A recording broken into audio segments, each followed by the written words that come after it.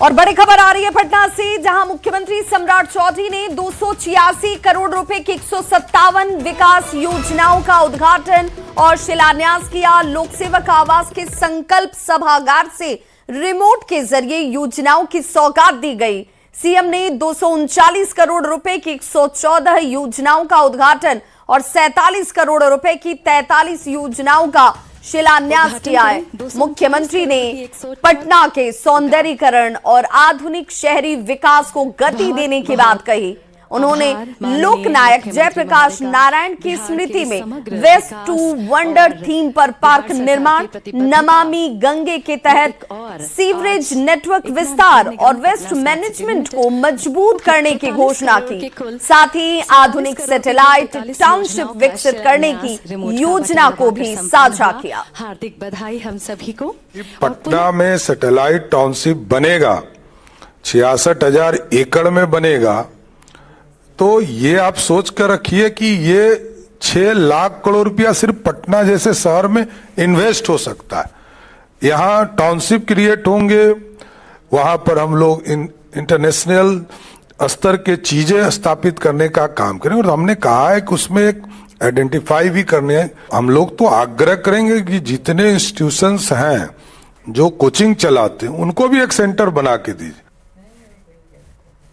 और अब खबर छपरा से, जहां बिहार को रेलवे की आज बड़ी सौगात मिली। रेल मंत्री अश्विनी वैष्णव ने छपरा से आनंद विहार के लिए सुपर फास्ट एक्सप्रेस को हरी झंडी दिखाई। इस मौके पर मुख्यमंत्री सम्राट चौधरी भी मौजूद थे। छपरा से दिल्ली के आनंद विहार तक चलने वाली ये ट्रेन साप्ताहिक है। दिल्ली के लिए सीधी ट्रेन सेवा मिलने से यहां के लोगों में जबरदस्त खुशी नजर आई।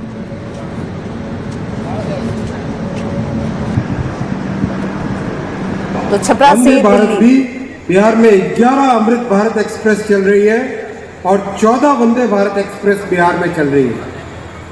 पूरी तरह से परिवर्तन, जो कि आने वाले समय में एक और नई चीज चालू होगी। बिहार में बुलेट ट्रेन आएगी। बिहार में बुलेट ट्रेन आएगी। दिल्ली से लखनऊ, लखनऊ से वाराणसी, वाराणसी से पटना और पटना से सिलीगुड़ी। और बड़ी खबर इस वक्त पटना से, विधानसभा और विधान परिषद में सवालों के जवाब देने के लिए किया गया है अधिकृत। सीएम सम्राट चौधरी ने उप मुख्यमंत्री विजय चौधरी, विजेंद्र यादव और नीतीश मिश्रा को इसके लिए अधिकृत कर दिया है। विजय चौधरी गृह विभाग के सवालों का जवाब देंगे, तो वहीं विजेंद्र यादव सामान्य प्रशासन विभाग, मंत्रिमंडल सचिवालय विभाग एवं सिविल विमानन विभाग के सवालों का जवाब देते हुए नजर आएंगे। नीतीश मिश्रा को निगरानी विभाग, निर्वाचन विभाग सहित अन्य विभागों के जवाब देने के लिए अधिकृत किया गया।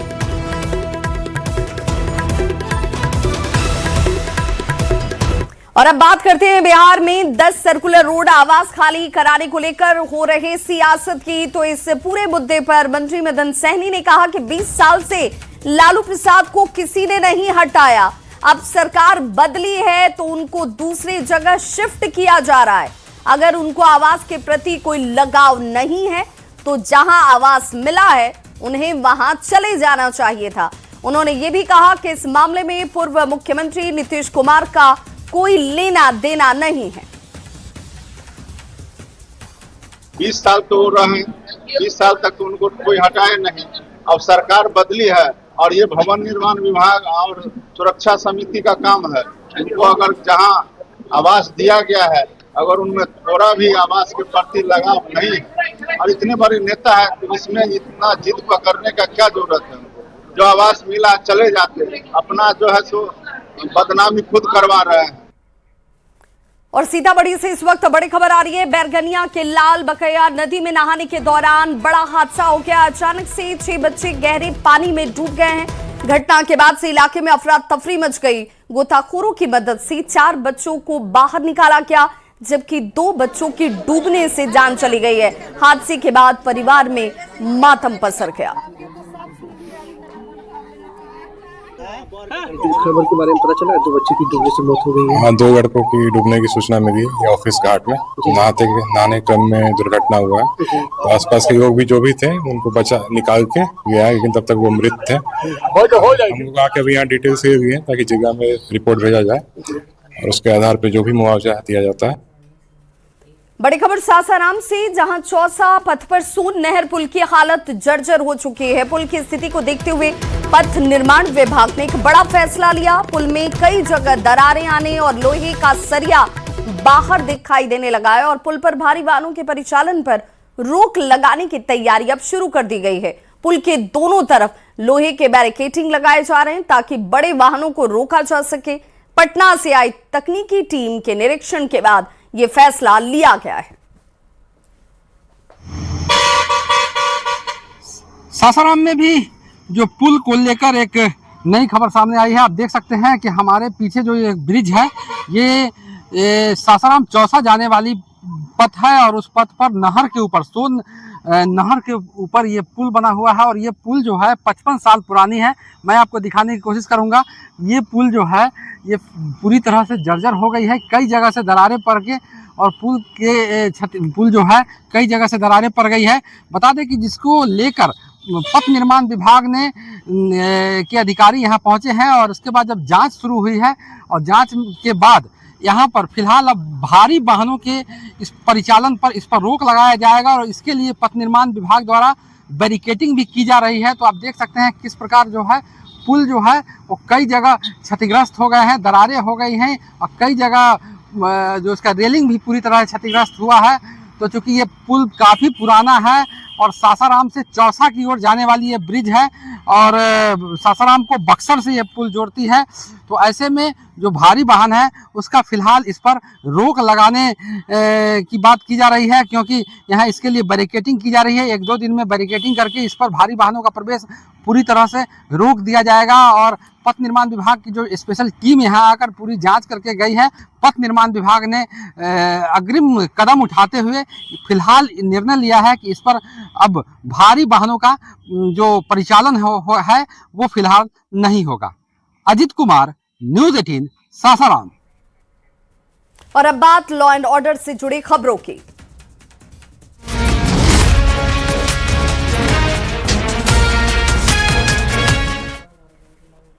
बेगूसराय में महिला के साथ हुई गैंगरेप की वारदात में न्यूज़ 18 के खबर का बड़ा असर हुआ है। चकिया थाना अध्यक्ष निलंबित कर दिए गए हैं। बेगूसराय खगड़िया रेंज के डीआईजी शैलेश कुमार सिन्हा ने यह बड़ी कार्रवाई की है।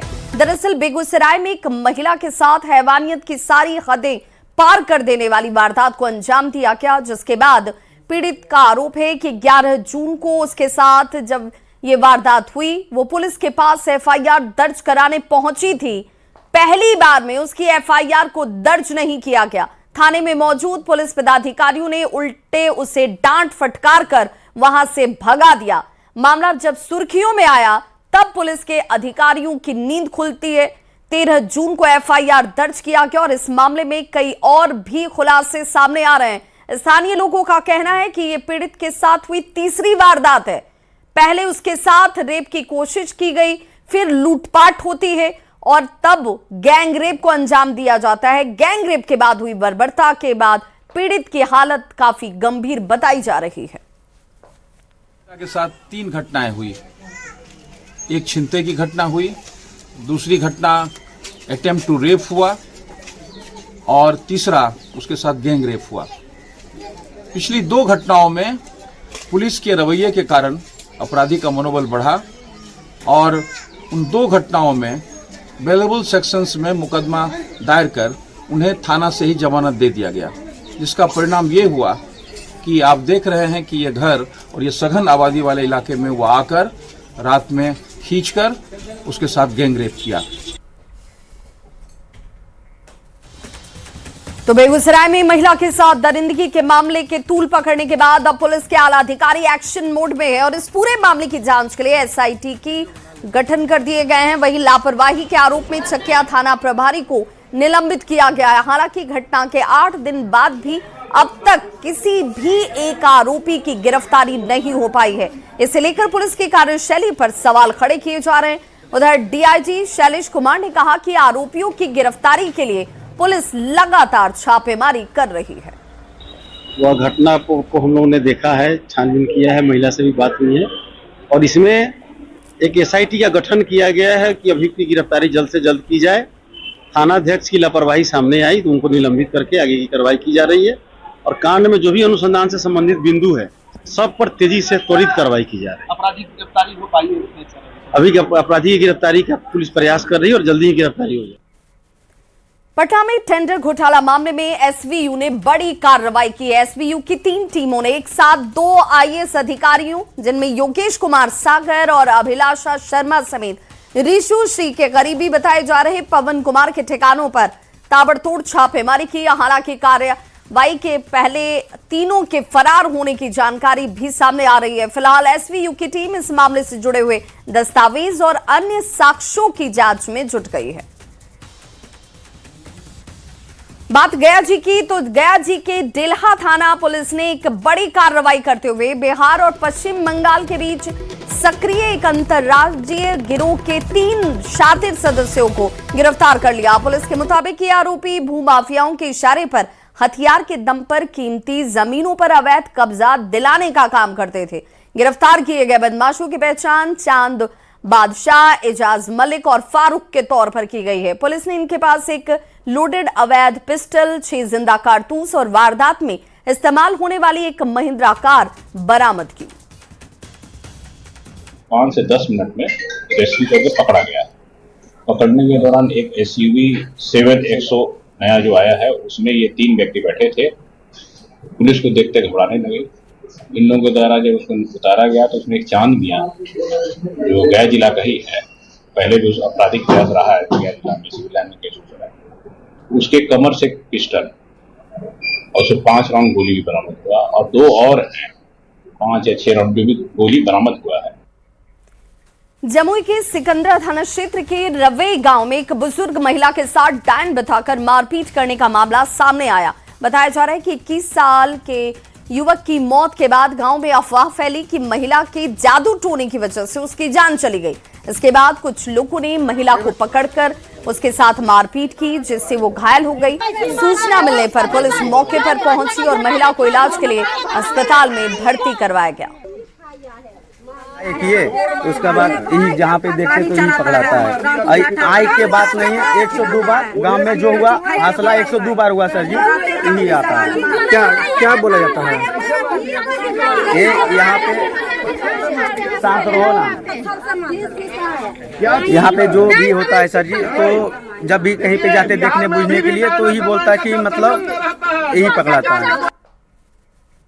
गयाजी में देसी कट्टे के साथ रील बनाकर सोशल मीडिया पर पोस्ट करना एक युवक को महंगा पड़ गया। वायरल वीडियो को गंभीरता से लेते हुए टनकुप्पा थाना पुलिस ने कार्रवाई कर युवक विक्की कुमार को गिरफ्तार कर लिया है। जांच के दौरान आरोपी ने अपना जुर्म स्वीकार किया। उसकी निशानदेही पर वीडियो में दिखाया गया अवैध देसी कट्टा भी बरामद किया जा चुका है। पुलिस के मुताबिक युवक टनकुप्पा थाना क्षेत्र के सोनार रखाप गांव का रहने वाला है और फिलहाल इस मामले को लेकर पुलिस की कार्रवाई जारी है। और अब बात देश दुनिया की खबरों की।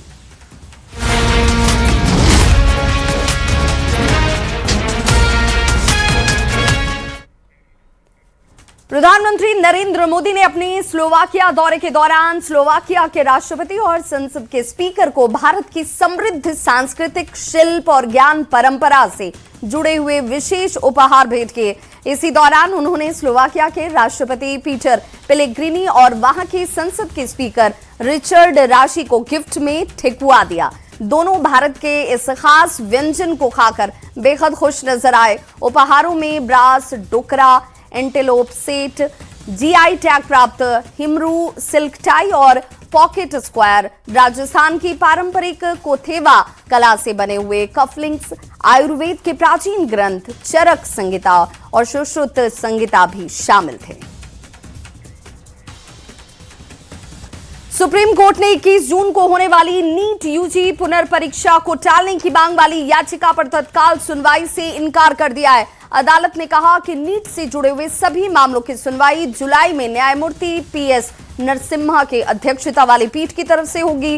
रीटेस्ट 21 जून 2026 को निर्धारित कार्यक्रम के मुताबिक आयोजित होगा। मुख्य न्यायाधीश सीजेआई सूर्यकांत और न्यायमूर्ति वी मोहन की पीठ ने कहा कि इन मामलों की सुनवाई जुलाई में होगी, जब सर्वोच्च न्यायालय अवकाश के बाद सामान्य रूप से कार्य करना शुरू करेगा। सुनवाई के दौरान सीजेआई सूर्यकांत ने स्पष्ट कहा कि नीट से जुड़े सभी मामले न्यायमूर्ति पीएस नरसिम्हा की पीठ के समक्ष जाएंगे। तो नीट री एग्जाम को लेकर कल देश भर में मॉक ड्रिल किया जाने वाला है और कल सुबह 8 बजे से लेकर 9 बजे तक ये मॉक ड्रिल होगा। 5,500 से अधिक परीक्षा केंद्र हाई सिक्योरिटी जोन में तब्दील किए गए हैं। 15,000 से अधिक अर्धसैनिक बल प्रश्न पत्र और ओएमआर शीट की सुरक्षा करेंगे। वहीं परीक्षा केंद्रों पर तकरीबन 1.5 लाख अतिरिक्त सीसीटीवी कैमरे लगाए गए हैं और साथ ही नकल और पेपर लीक रोकने के लिए 15,000 जैमर तक लगाए गए हैं। एनटीए मुख्यालय से परीक्षा केंद्रों की लाइव निगरानी भी की जाएगी। दक्षिण कश्मीर के शोपियां जिले में सुरक्षा बलों ने 3 आतंकी एजेंसियों सहयोगियों को गिरफ्तार किया और संयुक्त अभियान के दौरान उनके कब्जे से ग्रेनेड और हिजबुल मुजाहिदीन के प्रचार के पोस्टर बरामद किए गए। अधिकारियों के मुताबिक आरोपी इलाके में आतंकी गतिविधियों को समर्थन देने और संगठन के प्रचार प्रसार में शामिल थे। सुरक्षा एजेंसियां अब ये पता लगाने में जुटी हैं कि उनका संबंध किन आतंकियों या नेटवर्क से जुड़ा हुआ था। गिरफ्तारी के बाद आरोपियों से गहन पूछताछ जारी है। राजौरी जिले के मंजाकोट सेक्टर में गंभीर मुगलान इलाके के घने डोरीमल जंगलों में ऑपरेशन शेरूवाली 28वें दिन भी जारी रहा। यह हाल के वर्षों में इस क्षेत्र में चल रहे सबसे लंबे वक्त तक चलने वाले आतंकवाद विरोधी अभियानों में से एक बन चुका है। सुरक्षा बलों ने मुश्किल पहाड़ी जंगली इलाके में तलाशी और घेराबंदी के अभियान को तेज कर दिया है। मुश्किल हालात के बावजूद सुरक्षा बल जो है वो पूरी तरह से यहां सतर्क हैं और किसी भी संदिग्ध गतिविधि का पता लगाने के लिए पूरे जंगल के इलाके में बड़े पैमाने पर तलाशी अभियान चलाए जा रहे हैं। ऑपरेशन के तहत निगरानी और इलाके पर नियंत्रण बनाए रखने के उपाय भी इस वक्त किए जा रहे हैं। अमेरिका और ईरान के बीच फ्रांस में कल पीस डील पर दस्तखत होने के बाद आज स्विट्जरलैंड में आगे की बातचीत होनी थी, लेकिन ये बैठक अचानक से रद्द कर दी गई। अमेरिकी मीडिया के मुताबिक इसके पीछे लेबनान में इजराइल के लगातार जारी सैन्य हमले एक बड़ी वजह हो सकते हैं। लेबनान की सरकारी न्यूज एजेंसी के मुताबिक शुक्रवार को इजरायली हमलों में कम से कम 18 लोगों की मौत हो गई। दूसरी ओर हिजबुल्लाह के हमलों में एक टैंक बटालियन कमांडर समेत 4 इजरायली सैनिक भी मारे गए। और खबरें कारोबार जगत से।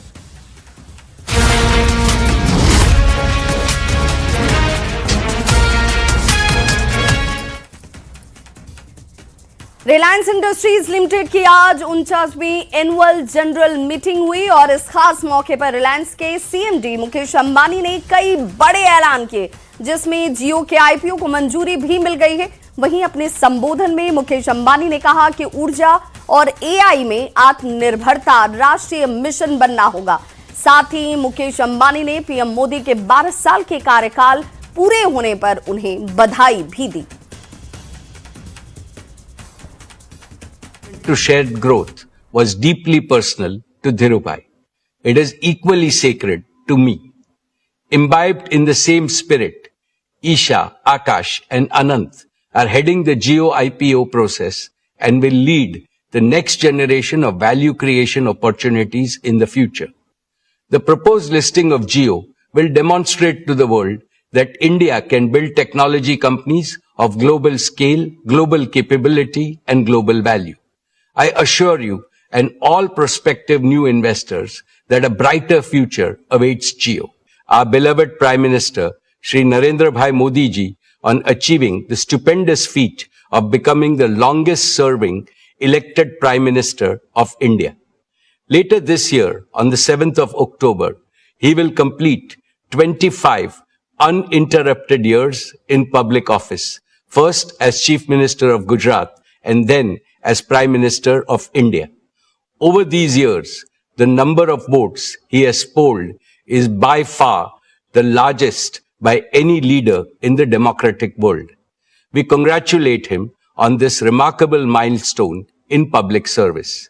His vision for India's growth and the corresponding execution plan have been instrumental in the rapid all-around growth India has witnessed over the last decade. और सोने चांदी के दाम में आज गिरावट देखने को मिली। India bullion and jewellers association के अनुसार 1 किलो चांदी 9,209 रुपए गिरकर 2,31,000 रुपए पर आ गया। इससे पहले इसकी कीमत 2,40,000 रुपए प्रति किलो थी। वहीं 10 ग्राम 24 कैरेट सोना 3,152 रुपए गिरकर 1,45,000 रुपए पर आ गया। एक दिन पहले इसकी कीमत 1,48,000 रुपए थी। इस महीने 19 दिन में सोना 11,000 रुपए और चांदी 32,000 रुपए सस्ती हुई है। और अब खेल जगत से जुड़ी खबरें।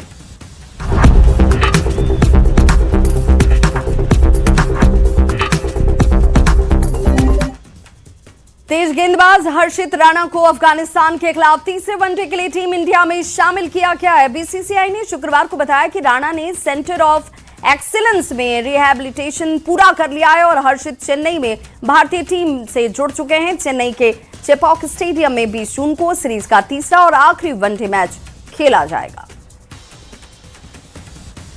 इस बुलेटिन में बस